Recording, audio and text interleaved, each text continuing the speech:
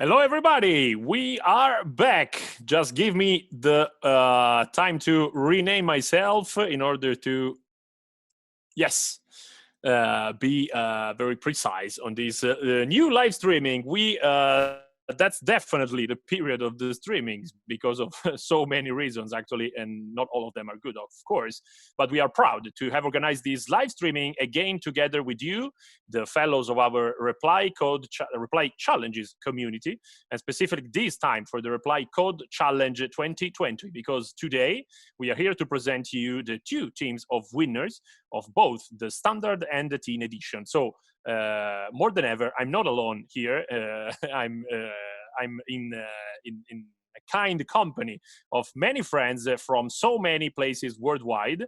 And I would like to start with, let me start with the repliers first. So with the guys who have provided to you, to the teams of winners, but of course to all the 20,000 people participating in the Reply Code Challenge 2020.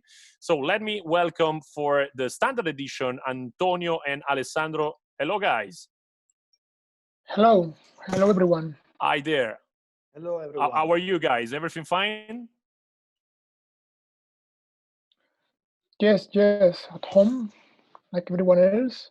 Okay, yeah, of course. It's a smart working webinar, home working webinar, as all the others. Everything fine, yeah. Okay, cool. Antonio is in Spain, right? Mm-hmm. Okay, and Ale, you stay in Germany. Yes, I'm in Munich, Germany. Okay, in Munich right now. Hope the situation is, let me say, good and healthy. You are safe, of course, first of all. Then we move ourselves to Genova, again to Italy, because with us, it's our friend Gaspare. Ciao, Gaspare, how are you? Hello, everybody. I'm fine, thank you, Enrico. Streaming from home. Yeah, of course. I can see the Code Challenge t-shirt sneaking out of the screen. Yeah, that's it. Proud of it. All right. And okay, this is from, let me say, the Reply Codemasters team side. And now it's time to present to you. We are proud to present two members of the two winning teams of the standard and the teen edition. We will start with the youngest, I would say. So welcome on board to Mr. Benjamin Cui, right? Am I pronouncing it right? It's Chi. Chi, okay, I'm sorry, man. And live from Princeton, US. Yeah. Right? Yeah. All right. Okay, thank you and welcome, of course. And we have from Texas, Jonathan Shoemaker, part of the Yusaku team. Right. Hi, Jonathan. Okay, you may hear even some kids crying. They are my kids. Don't be afraid. They might come here, even here on the screen, but don't be shy and don't be afraid of them. But that's part of the home working thing at all. Again, we move back to Europe to welcome on board Camille and Carol for the standard edition winning team, which name is Team Erecto, right? That's correct. Team Erecta, and we are Kamil and Karol. Yep. All right. Hello, guys. You're live from Poland, am I right? Yes. Okay. So welcome on board again, and thank you for your time. We are live right now, just to remind it. We have started some minutes before, but because, you know, we are engineers, so we always want to be on time, even some minutes before. It's 5 o'clock Central European Standard Time, and we'll be together with you pretty much till around 6 o'clock. And we are welcoming all the people connecting on challenges.reply.com, and of course on we are live on YouTube too, and you can leverage on the YouTube live chat in order to propose your questions, if you have comments or whatever, to the two teams of winners of the Reply Code Challenge. More than happy to have you all here, guys. We are welcoming right now some viewers. We have people watching from Ukraine, I can see. Many, of course, from Reply too. So where to start? We are, again, to recap, we are more than happy and proud to have the largest Reply Code Challenge ever so far. We started this adventure in 2018 with our first Reply Code Challenge. The team of winners were an Italian team of students, and I'm always happy to say that we have together with us Gaspare, that was part of that first team. And right after it, thanks to the collaboration with Gaspar and many other guys, we developed the teen edition, which is first edition was in 2019, so just past year. And we had a lot of participation from high school students worldwide, actually. And same for this year, 2020. We have again the standard edition and the teen edition too. 20,000 registration, 21,000 submissions for in the 4 hours of the game. Everything went well, I would say. And so we would like to start by interviewing our team of winners. Yeah, I don't know. Let's proceed with the teen edition again as first. And so Ben and Jonathan, welcome on board again. I'm happy to present you Gaspare, which is the guy who pretty much shaped the problems you have faced. I would like to start, I don't know, with the... Let's start with Gaspare first of all. Are you happy of having in front of you the two guys who have solved all the problems you have spent weeks, months, for sure, to design, and they have solved it in a kind of 1 hour, 1 hour and a half? Yeah, more or less 50 minutes, 1 hour. Okay, they are smiling about it. Yes, they are very fast. Okay, I would like to share that once we welcome the guys in the live streaming, Camille and Carol, winners of the teen edition, they will say they were, let me say, relaxed or actually happy to see that the two guys here, Ben and Jonathan, were so young that they have to compete in the teen edition and not in the standard one, because they were afraid of having them in front of them in a standard edition too. So I would pass the mic to Benjamin and Jonathan. The question for you is, which were your first feelings by reading the problem statement, the 5 problem statements designed by Gaspare? Which kind of, if the level was at your, let me say, satisfying for your expertise, which kind of feedback you want to provide to the community? Should have been harder. I'm sorry, Ben, can you repeat? It should have been harder. They should have been harder. You see, too easy for you. Maybe. Okay. Bennett, Jonathan. I would maybe more problems, but it worked out pretty well.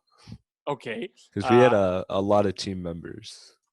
Yeah, that's the point. Let us know more about the team composition. I mean, at least 2 more guys were together with you, right? Yeah. Okay.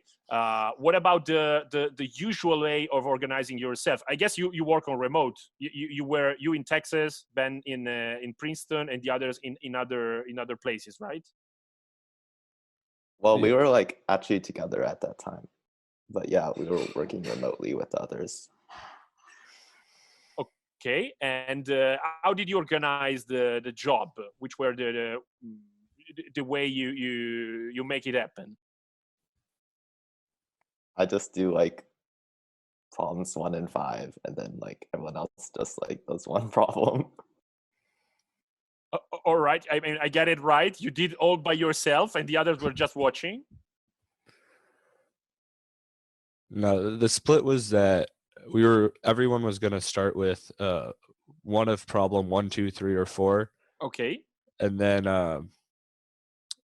assuming that like nothing strange arised, and then Ben was going to jump to problem 5 once he finished problem 1.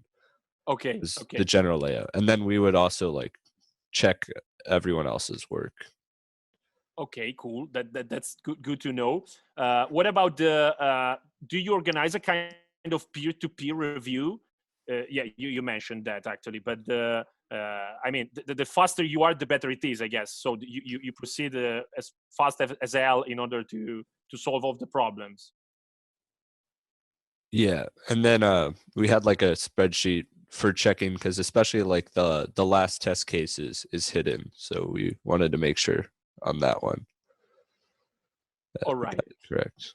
Okay, Gaspare, your turn to face the guys who have solved everything in so few minutes.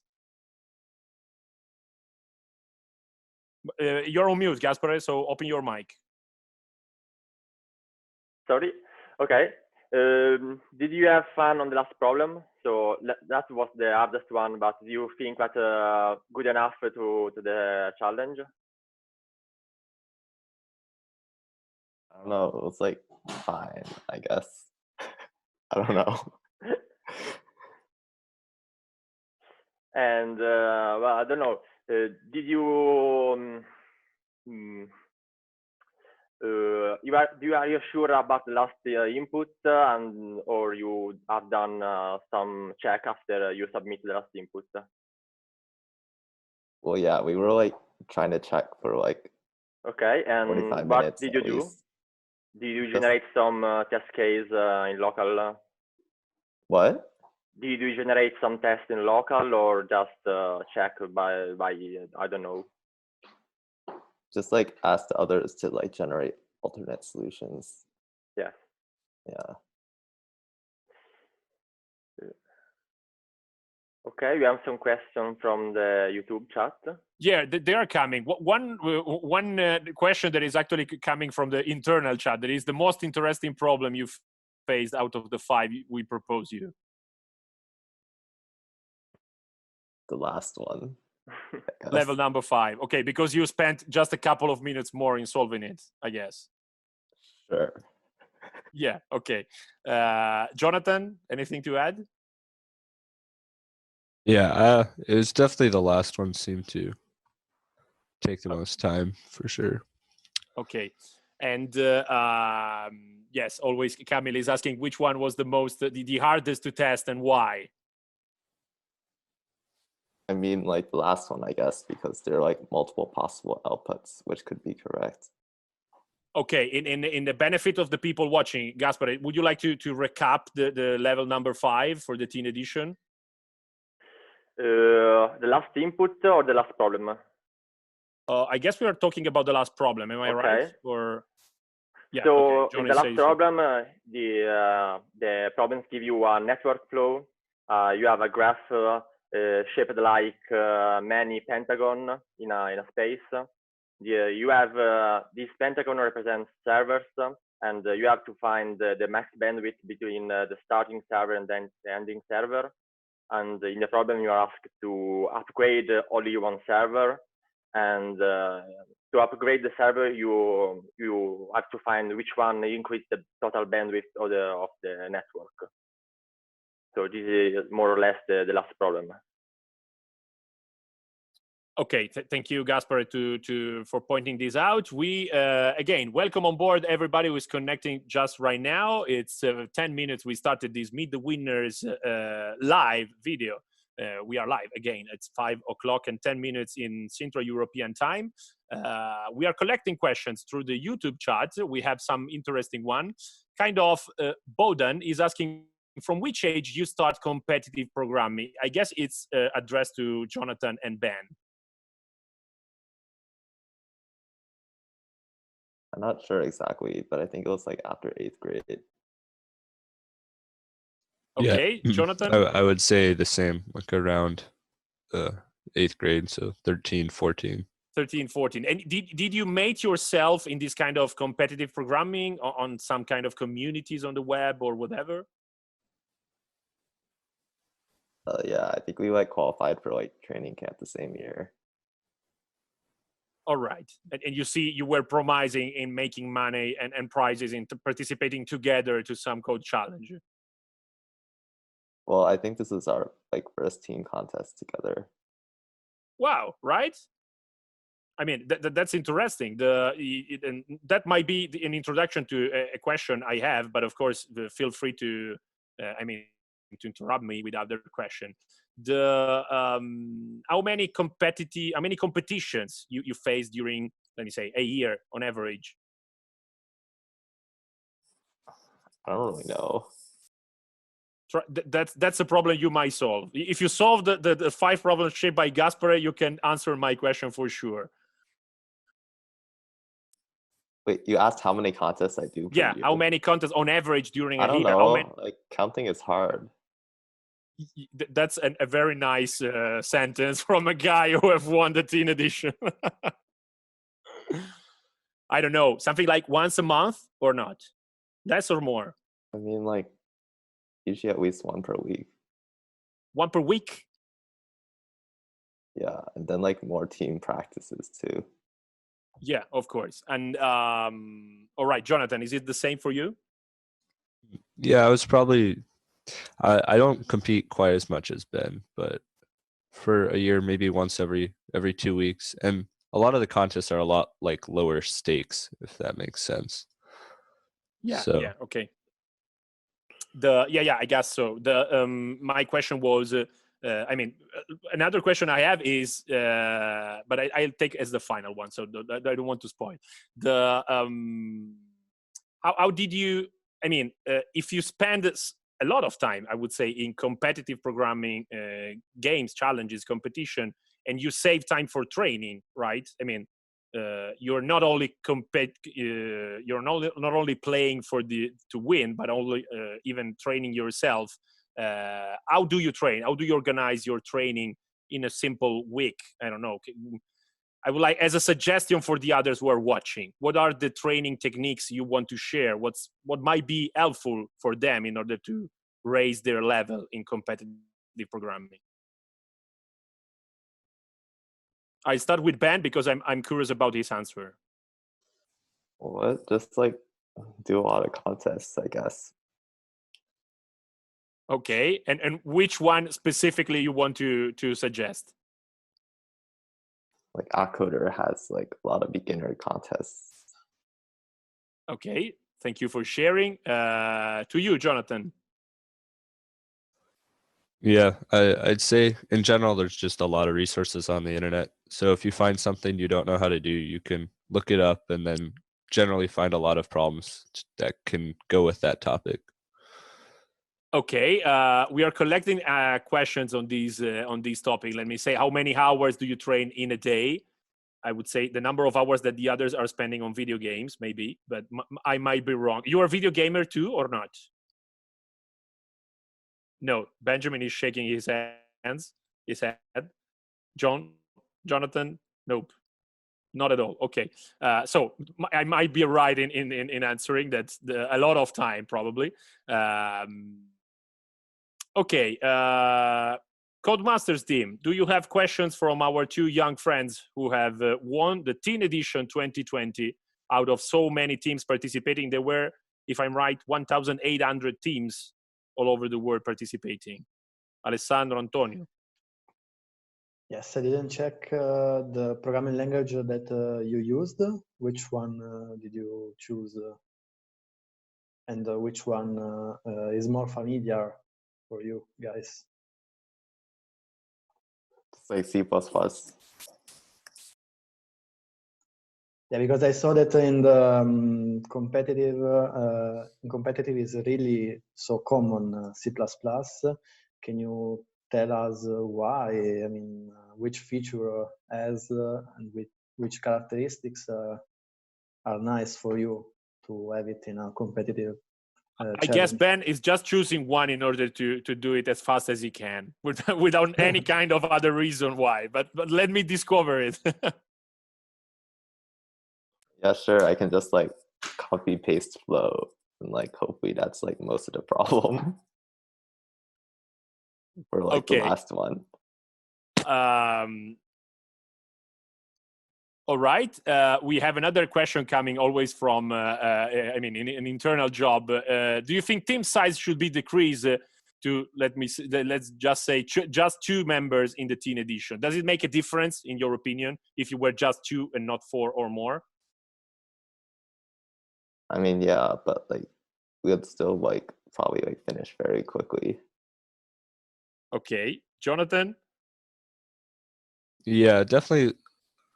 It makes the contest different, but I think either ways is fine. Okay. Let me discover. Am I right? You participated in the Ash code too, made by Google, or am I wrong? You haven't participated to the Google Hash Code this year? No. Okay, you're shaking heads. Okay, so my question was, so I would like to give you, I mean, as my final question, did you like the reply code challenge? This is something you have in your plan for 2021 too? Or most of all, would you like to help us in shaping another level for the people participating next year? I mean, sure, I would like participate again next year. I hope I get it right. You would like to participate? Yeah. Yeah. Okay, that's good to know.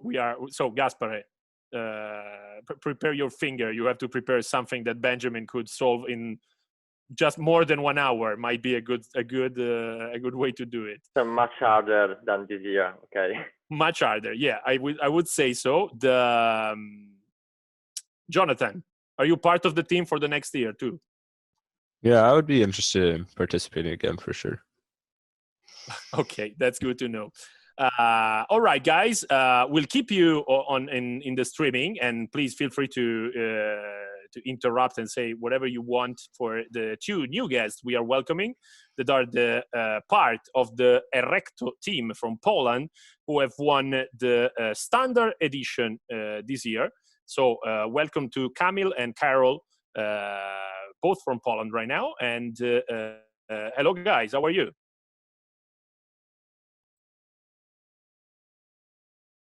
Okay, I guess. Yeah. Okay.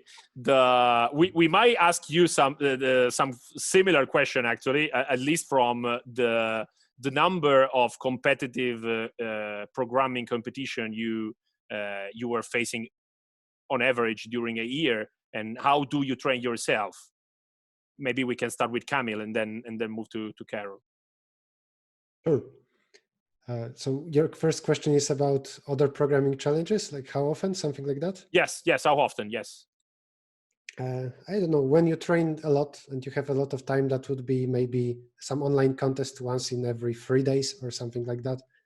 There are a lot of platforms like already mentioned AdCoder and Codeforces. As was already mentioned, the stakes aren't big. It's just about practicing. Okay. And yeah, we may mention Codeforces community even in a second, just to give you a spotlight, I would say. So, which is, let me say, one of the hardest, which were the competition you always want to target every year, and actually the one that might be the most important one to win, at least the one that you want to win every year? There are a few big on-site competitions. Those are for sure most fun because you travel somewhere. First, there will be a qualification round, and then you need to get there and compete live. So the emotions and stakes are bigger. Yeah, of course. Maybe also, if there are any prizes in the competition, not only it's for the sake of fighting for those prizes, but also it brings more of other skilled participants. And because of that, it's a bigger challenge. So it doesn't matter too much if you win, but those prizes, but you get to compete with other teams that are very skilled. Like, for example, Hashcode, everybody knows about it, and because of that, everybody participates. Like, you also are getting bigger and bigger, also because you attract people with prizes, so more people participate, and then it's more interesting for us.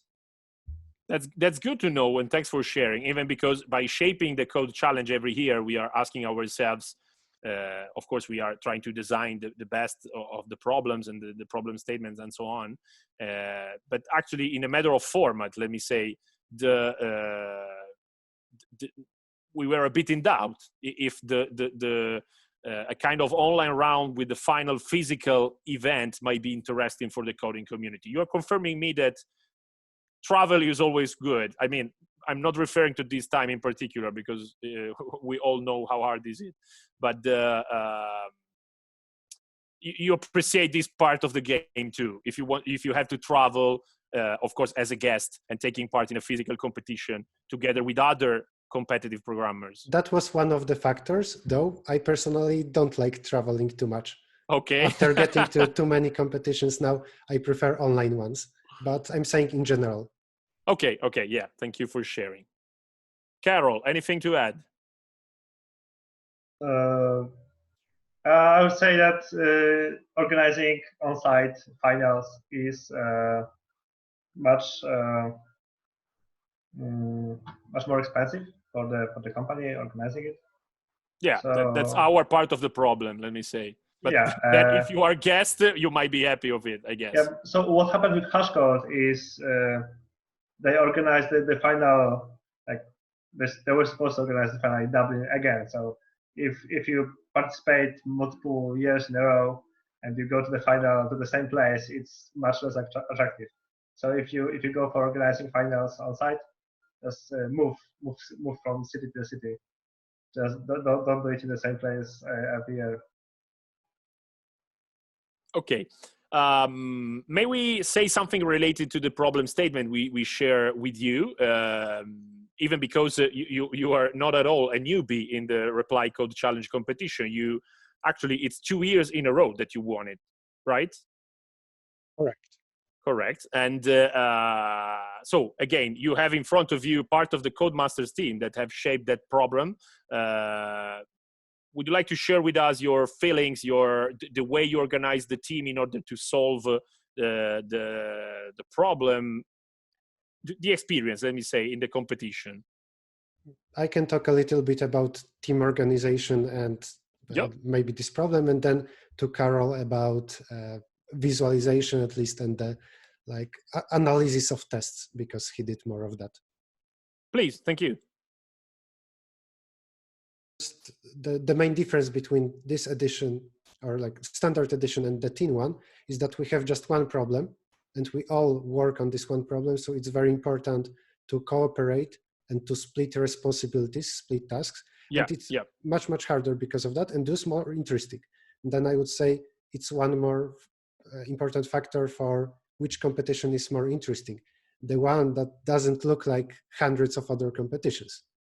And it's exactly the description of this one and Hashcode, which is exactly the same format. Okay. So you are saying that the format with one main problem that gives the responsibility to the team and to organize yourself in order to split different activities are more interesting. Am I right? In my opinion, yes. And it's different than most of the competitions. So for sure, many people will agree. Okay, I would like to ask to Benjamin and Jonathan if they agree with this. Benjamin. I mean, I haven't participated in Hashcode, so I don't really know. You don't have the experience, let me say. But yeah. I guess they are waiting for you to let you measure yourself with that kind of one big main problem. Jonathan? Yeah, it's kind of the same for me. I've never really competed in the one problem format. Okay, that's good to know, let me say. Okay, so Camille, back to you. Let us know the way you organize yourselves. The problem is about some approximation or optimization problem, like traveling salesman problem, something exponential where you cannot just solve it, you need to do it as well as you can. And then natural way to split the task is one person works on a greedy solution, something to get output that would be possible to submit and will get as good score as possible. Another person works on improving that. Some infinite while loop that would try to scramble this solution a little bit, the output, and improve it. Then at the end of the competition, what will happen, the first person will run their solution once, the second person will get those outputs and will run their solution for half an hour to keep improving the scores as much time as we have, and we would submit this. So this is natural already for 2 people, but of course each of those tasks can be split into smaller things like, oh, we need BFS, we need this algorithm, maybe we need a matching, a flow somewhere. And this problem was about a map, and there was 2-dimensional grid. For every cell we needed to assign something. So it was quite natural to not only print the statistics about tests, because tests were given. We knew all the tests, we could analyze them at home, open the files, look at them and see, oh, this is something special. it's better to use those kind of moves or items or people in that problem.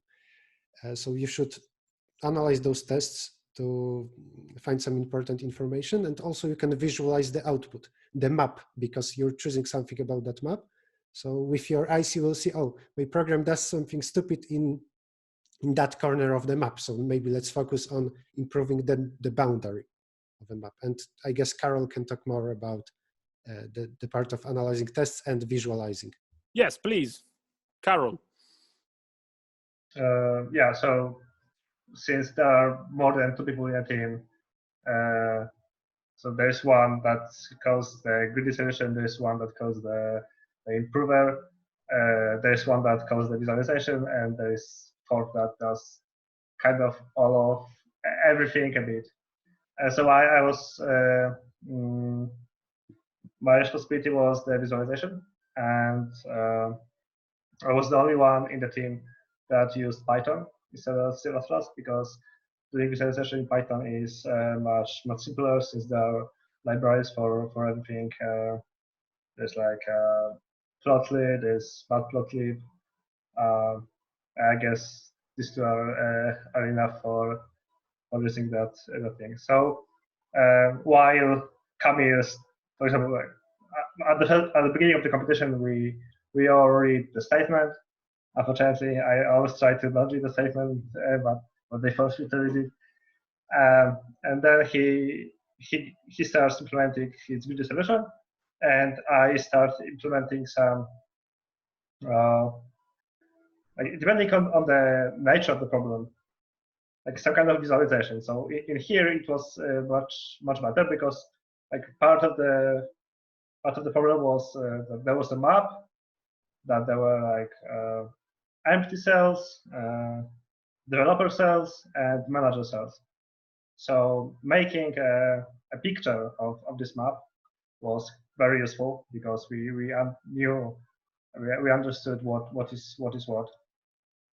Okay, and you were all together again, or split in different location and working? No, we unfortunately the COVID-19 didn't hit Poland too early, so we were able to see it in one place, in Camille's apartment. All right. And that's very, in my opinion, that's very convenient.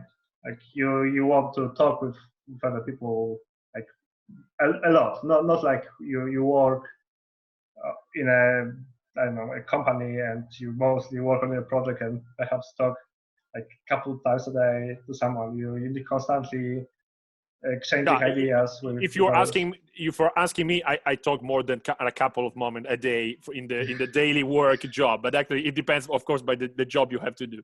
Yeah. Okay, thank you very much for explaining us the way you face the problem. I would like to involve again Antonio and Alessandro from the Codemasters team.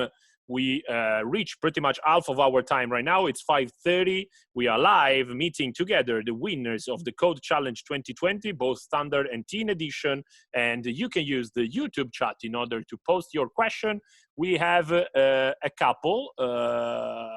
We have, sorry, Antonio, I'll be back to you in a while. We have a question for the Erecto team, because how do you test corner test cases? Do you use random values or what? It's related, I guess, to the problem statement you faced. I think this should be a question to the teen edition, because you're right. Okay, so that's important for those binary problems where you solve it or not. Here we just keep improving. So if we have a mistake, we try to find it, but we don't need to care about corner cases, because we have all the tests in front of us. So maybe let the other two guys answer. Okay, thank you, Kamil, for helping in these. I will revert the question to Ben and Jonathan. Guys, how do you test corner test cases? Do you use random values or what? Community is asking. Ben? Just don't. Which was your answer? In the one word you used was? Just don't test. You don't test. You go straight your way. Okay, Jonathan, you test in the meanwhile. Benjamin is doing the following problem, or yeah, the idea was to kind of play it risky. Like we just submit our Okay. final solution and then someone else would test it later. So unless we made the same mistake. Okay. So I would answer to the guy who was posting this question that you were wrong, my friend. You don't have to test anything because the others will win if you test. You have go on and code. Okay. So back to Antonio and Alessandro. If you have questions from the Erecto team. Hi, just have a question. First of all, congratulations for winning again. And my question is, I am curious, how or when did you start coding? How old were you when you started coding?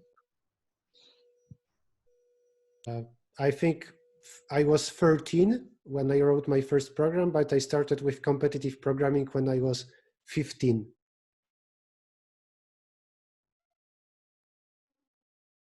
Whoa. Carol, I guess? Carol? Similar, like it would be eighth grade in Poland. And at the beginning, I wasn't too good. I'm still not too good, but I improved around like middle of high school, and then maintained some kind of okay level till now. Yeah. All right. And Alessandro, your turn. Yes, first of all, the approach mentioned by Cameron and Carol is really good in this kind of competition. And actually, we also, during the generation of the input, we also used Python to visualize it. But referring to the input files, I would like to ask if you find some difficulties, some strange thing in the input files, and if you changed your algorithm accordingly to the input files. I will just say that, yes, different solutions were good for different tests, but Carol was the one analyzing and he found the differences. Yeah, so for example, we noticed that in tests, I believe C and E, the structure was like a lot of small components that had like one of 6 shapes or something like that. So of course I mentioned that to the rest of the team. But the funny thing is that kind of Camille's solution was so robust that it already did it well. Like he didn't really need this information because his code actually already performed great for this kind of tests. So yeah, it's not different tests. Like it's not like we find difficulties. We find like opportunities to improve, but they're not always traded. Like we don't always make additional points on those opportunities because sometimes it's like we don't have time or it's not worth something like that. Okay, again, we have seen people that are just saying hello in the YouTube chat. You have a kind of fan base that are happy to see you in this live streaming. I'm curious about the not only the way you train yourself, but even the I mean, I have in my mind that is it? Let me ask in this way: is it a job? Is this a job or it is not? I would say that for Benjamin and Jonathan, you are too young to answer somehow, or I don't know. That the question might be for you two guys. What do you want to do after your studies? What are you? Do you already have in your mind if this kind of competitive programming thing will be useful for your future? Benjamin. Why me? I have no idea. No idea at all? Yeah. Okay, come on, man. I guess you are receiving already emails of people asking for your resume and proposing you jobs. Am I wrong? So, not many, I guess. I don't know. All right, Jonathan. Yeah, I think it'll be helpful. we'll see. It's kind of hard to know. Okay, you will see. Yeah, but you have in your mind a dreamful job you want to apply to. Let me say, you want to apply to Google or Facebook or the Silicon Valley thing in general, or just you're playing in these kind of competitions and you're forgetting about the future, the money, and so on.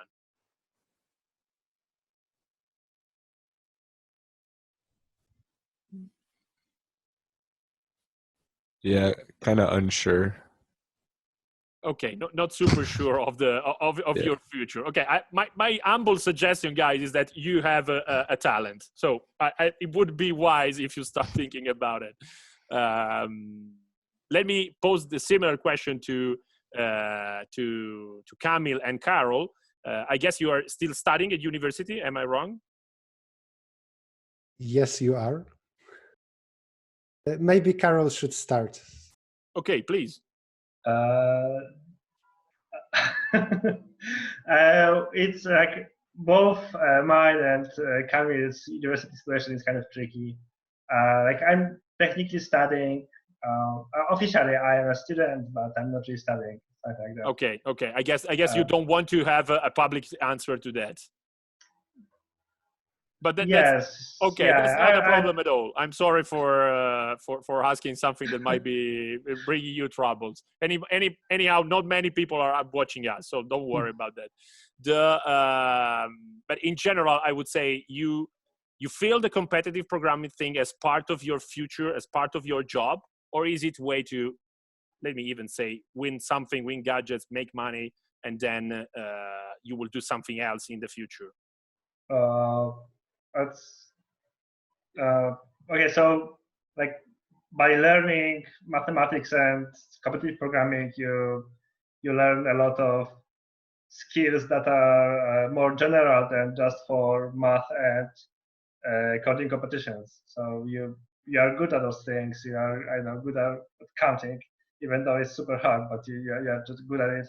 So you can use this skill in a job that is kind of connected to this, or you go become a software developer, or I don't know, trader, quant, something like that. Like, I think it will be very hard for me to find a job that is so different from where my skills wouldn't apply, because I would have to learn like something completely new, because I overfitted myself for some kind of things. And like if you learn, for example, a lot of mathematics, then you don't learn other skills because you don't have time. You have to manage your learning time to something. That's a point. That's a point you touch, I would say. Camille, anything to add?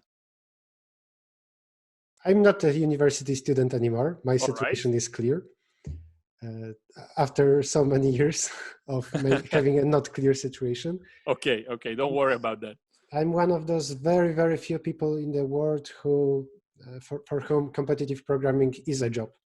Okay, that's good to know. I would say it's even a good moment to introduce the Codeforces community if you want to tell us something more about it.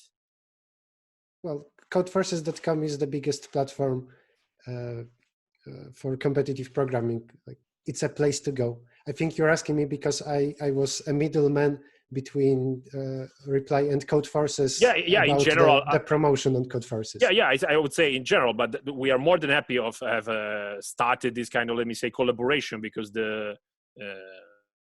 since we started the Reply Code Challenge just in 2018, we are, let me say, kind of newbies in the business. We were happy in have target since the beginning the right people. I don't know if all the people.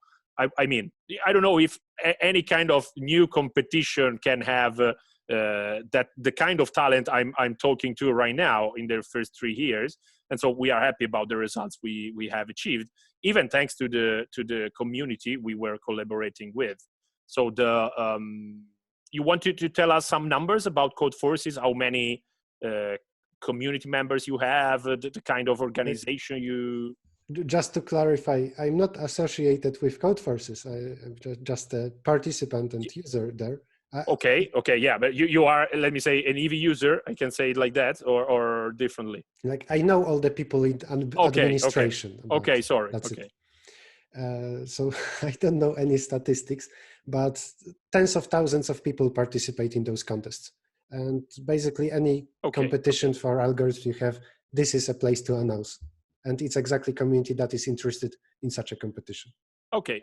Thanks for answering. I didn't want to embarrass you in making promotion of a community you are just related to, but not with the ownership of it, of course.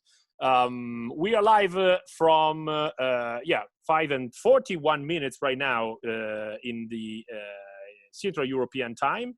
We are interviewing the Reply Code Challenge winners, both in the teen and in the standard edition, live from pretty much everywhere in the world, because we are on the European side. Then we have Benjamin and Jonathan from the US, and we are collecting questions from the YouTube chat live. We are here. I see people saying hello from USA too, MN, which I mean could be Minnesota, maybe. I don't know. Okay, so I would like to involve again Gaspare from Genova, which is the designer of the teen edition problems. Is there anything, Gaspare, you would like to ask to the people? We have the capability of sharing our screens. So if is there anything we want to share with the others, the question is for all of you. It might be good to spend the remaining minutes we have in order to give some highlights from to the communities who is watching us. Of course, this webinar is recording. We are recording this webinar, and so we can share it with the rest of the communities who might be interested in seeing the face of the people who have won the code and the code challenge, both in the teen and standard edition. We have a question coming from Tommaso, who is saying, in solving optimization problems, do you think it's more important to have strong math skills or programming skills? That might be something quite general, but I'd like to ask first to Kamil and Carol. Better being good in math or program or coding? You can answer both of them. You have to choose. I will say programming. For the standard problems, math is more important. Here, it's just programming and experience in this type of competitions. Thank you. Carol? Yeah, I agree. Like it's about changing like order of loops, not really doing some complicated math stuff. Okay. So, and making your program fast. Yeah, that's important, I would say. Benjamin, better math or program or coding? I mean, I don't know anything about like optimization, so. Okay, yeah, so possibly the question is related to the standard edition only. But let me say it in general. Would you prefer of being good in math or in coding? I mean, it's like a coding contest, so. So if it's coding, you prefer of being good in coding, right? Sure. Sure. Okay, Jonathan. I prefer the math side, I think, in general. Okay. I can see some medals behind you, Jonathan, kind of trophies. I think those are because of medals. Coding or different? I don't know. I'm not sure what that is. I don't think they're medals, but they kind of look like it. Okay. Those are not related to coding competition. No, not at all. Okay. Good. So you don't know the things that are behind you. You don't know which kind of trophies they are. Left over from years ago. Okay. Thanks for sharing. All right. We have another question coming from our friend British, if I'm right. Is it possible to continue competitive programming while doing 9-to-5 jobs? I guess Benjamin and Jonathan are not able to answer. Maybe Kamil and Carol can say something about that. Well, there are a few things in your life that can take a lot of your time, like having social life or later family, a job, learning, a hobby like competitive programming. You need to choose some subset of that. You cannot have everything. No, that's it, definitely. 9-to-5 and like family later with children, then I would say you will not have enough time to train as much as others. That's simple. That's it. Okay. Carol, do you agree with your mates? I agree that it might be possible, but you probably don't want to do this. Okay. That might be something that that you have as competitive programmer in common with the professional sport players, I would say, in which how much time you have to spend in training in order to be very good in something, and so actually you have to sacrifice something else that might be family or a different kind of job or learning activities or hobbies or so on. That might be a good comparison. We are not that professional as they are, but sure, it's some way similar. No, of course, yes. It's even maybe different in terms of salaries, but that's a good point. Okay, back to the question we were asking to Gaspar, or actually to anybody here in this live streaming. Would you like to share something, and I mean share your screen with the rest of the communities in showing something that might be interesting to share? Stated that I'm not sure if we have already, but we will propose to the rest of the communities the write-ups, the documents that proves your solution to the problems we have proposed you and you have solved, if I'm right. I will ask to the Reply Challenges team to support me in this. Okay, again, Gaspar, do you have something to share? No, but I have one last question. Please. Yes. Do you have any favorite subject that you want to see, want to see in the next problems, for maybe computational geometry or graph theory or DP? Benjamin. I don't really want to see geometry. So I will put geometry. That might be a solution, yeah. That's a wise question to ask. Something he hates, in order to see how he reacts to it. Jonathan. Yeah, definitely geometry is the most annoying to code. Because it requires a lot of math skill. Yeah, there's just also a lot of edge cases in general you have to handle. Yes, it's a different approach from standard problems.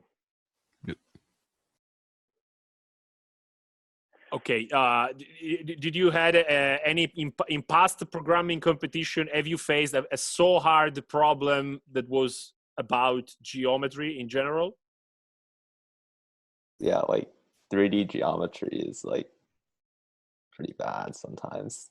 Kind of a nightmare. Yeah, okay, and all right. Thanks for asking, Gaspare.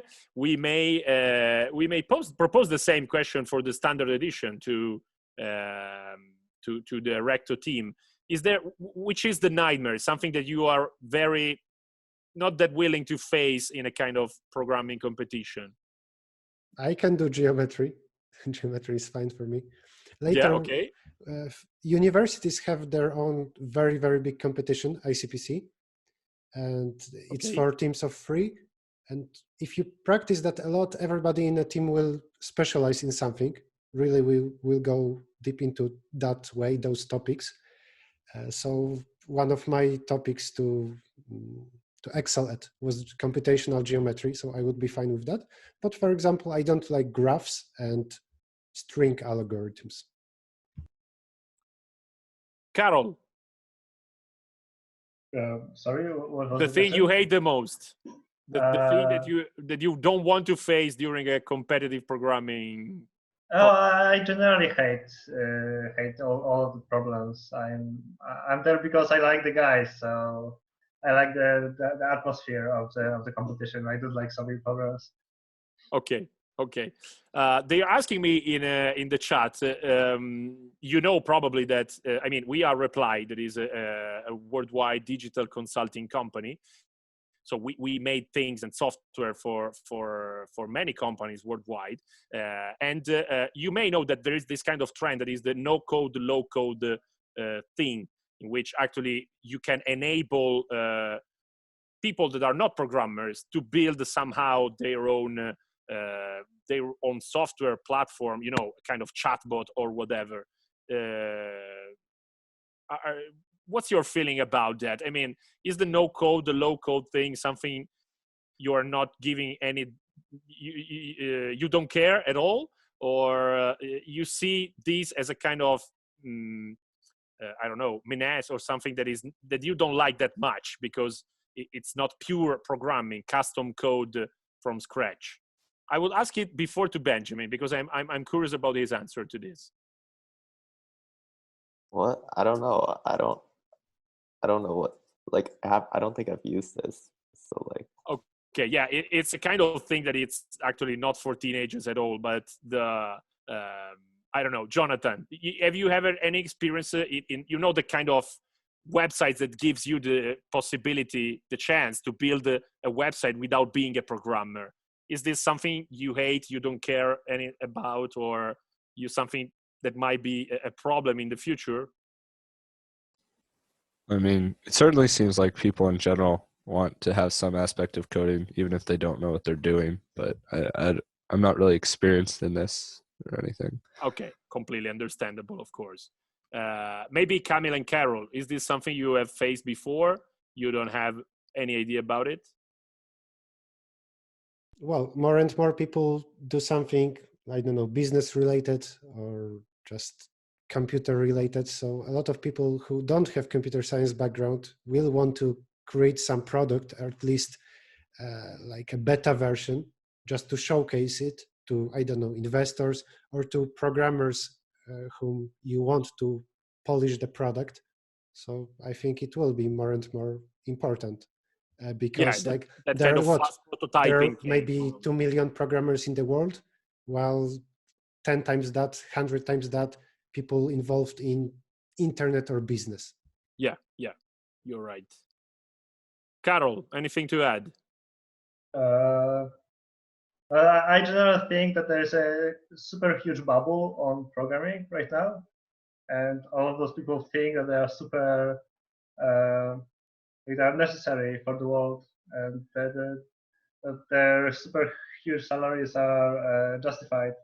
So I think if like, I guess it will maybe kind of burst the bubble a little bit if people will not need that, but still like, I guess it requires programmers to create a platform for people to program without programming. So it's kind of tricky. Like there are always programmers behind that. Anyway. Yeah, that's true. Of course. Okay, I might be curious about the usual setup you have during even in your normal day. So in front of you, how many screens you have, or the kind of the station you are using usually to solve your, to play. Okay, thanks, Camille, for turning. I can count to 3, right? A mic, three screens, I guess. 2 screens and a lamp. Oh, okay, that is a lamp. Sorry. Okay, for live streaming, I guess. And a drawing tablet and a mic. Drawing tablet and a mic. Wow, super pro. Carol, the same or different? No, I'm not a YouTuber. I'm not an influencer like Camille. So I have just my laptop. You don't have that kind of setup. And another monitor, yeah. Okay. Jonathan, what about you? Yeah, I just have one screen and like a mechanical keyboard. That's about it. I like the mechanical keyboard, of course. And Benjamin? It's like one computer. One computer and enough, and an headset. That's it. Yeah. Okay. For competitive programming, you don't really need anything more than a laptop. Yeah, and your big brain, I would say. And paper and a pen. For paper. Software engineering, you start needing more screens, more windows, more space. Okay. All right. I see we have just 5 minutes to end our live streaming. I see another couple of questions coming. This one is directly addressing Ericto, sorry. Do you think there are too few optimization challenges? Is it harder to write nice optimization problems? That might be a good question. Yes, I think competitive programming should be more diverse, and it's boring to solve next same type of problems after you solved already thousands of them. So I welcome everything new and unique. I think there should be more contests focused on optimization challenges, but they are indeed harder to organize. And I'm talking that with experience of also creating such problems. It's more complicated. That's it. Yeah. And it's good to know, because I mean the Codemasters team is listening, and so Ale and Antonio, since when you started designing the problems we have offered to the community? We started from the end of last year competition. Of the previous At edition. least for an initial brainstorming of ideas, that then they started to be more clear in late August, September, and then we started to refine the final idea from there. So yeah, it's really difficult to to find the good optimization problem, and also the input to generate input files that are really difficult to solve. Antonio. So yes, as Alessandro said, we began this last year challenge. The thing I found the most difficult about creating the problem was that we should make it difficult enough. We could not make it too complicated, or it would be almost impossible to solve. Or, for example, give too big maps. The maps are too big, it will be very difficult to solve too. But we can also not make it too easy to solve. Yes, it's difficult to find a balance in complexity, and because we don't want something that is frustrating to solve, but yes, of course, that's part of the answer, I would say, to the question posed by Marco on YouTube. That is that we is it harder to write nice optimization problems? Yes, possibly, I would say, and then that's why there are not so many, probably. I mean, that's a question for Camille and Carol. How many challenges similar to the reply code challenge and the hash code you faced during a year, on average, pretty much? There are like not zero. Top Coder has some challenges like this one. It's called Marathon. Yeah. But also in Poland, a few years ago, there were a few competitions like this, 24-hour competitions. So that's more extreme because you code for 24 hours, but they are ended. Oh. And the fact that there are no more, it means that they were very hard to organize. Yeah, I think so. So that's why even we are quite proud of it. Okay, we reached pretty much the end of our live streaming. So again, thank you all for participating.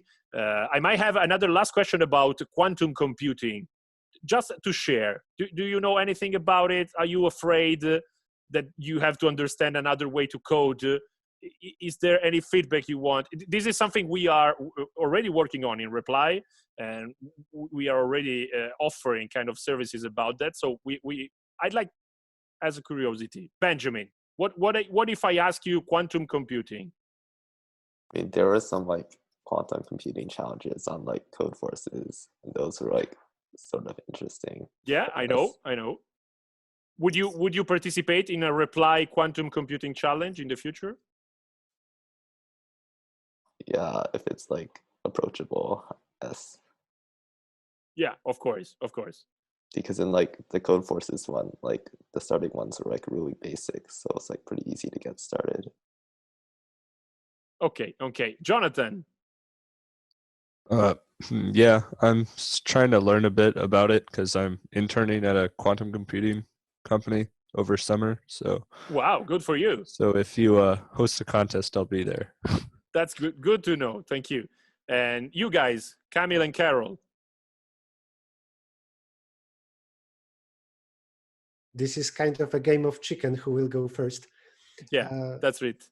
I think this time our younger colleagues are more experienced in that. I saw the Codeforces quantum computing contest and spent like half an hour trying to learn what that is, but gave up. Also, I didn't have enough time back then during those days. So since then, I didn't touch it. So I know basically nothing about it. Okay. Carol, what about you? I have no idea. I never touched it. Yeah. Okay. So for now, I can't promise anything. We can't announce right now a quantum computing reply challenge, but we can announce another one that is the cybersecurity challenge approaching on October. So mark it in your calendar if you want it. Just you will receive an email, of course. Challenges.reply.com is the platform to learn more about this big world of competitions, digital competitions, fully online. The next one will be actually about creativity, digital creativity. So I don't know if it's your cup of tea, but actually it's open. And so it will be open from April the 20th with a big panel of international brands that wants to play with us about digital creativity. And then the cybersecurity one, again, approaching in October. I'd like to thank you all for participating in this live streaming. So again, a round of just of greetings. Thank you, Benjamin from Princeton, New Jersey, for participating. Thank you, man. And thank you to Jonathan from Texas as well, part of the USACO team, winners of the Reply Code Challenge 2020 Teen Edition. Thank you very much to Camille and Carol, part of the Erecto team. Hello, guys. Thanks for having us. Thank you for your kind participation. And again, a big thanks and a hug, a digital hug, to the Code Masters, the Reply Code Masters team who have created this fantastic and unique 2020 edition. Thank you, Antonio from Spain. You're welcome. It's an honor. Thank you, man. Thank you, man. Thank you, Alessandro from Munich in Germany. Thank you, guys. Thank you. And thank you to Gaspare as well from Genova, creator of the Teen Edition. That's it. Thank you also by my side, Enrico, and to all the people who have watched these final live streaming, the Meet the Winners. Solutions and problems are available on challenges.reply.com. This webinar will be recorded, of course, is recorded and will be available for anybody. And actually, the meeting will be hopefully for, Code Challenge speaking for the 2021, a new edition in the next year. A big hug. Thank you very much, everybody, for participating, and good luck. Stay strong and safe. Goodbye, you all. Ciao. Goodbye. Bye. Goodbye. Bye. Thank you very much. Bye.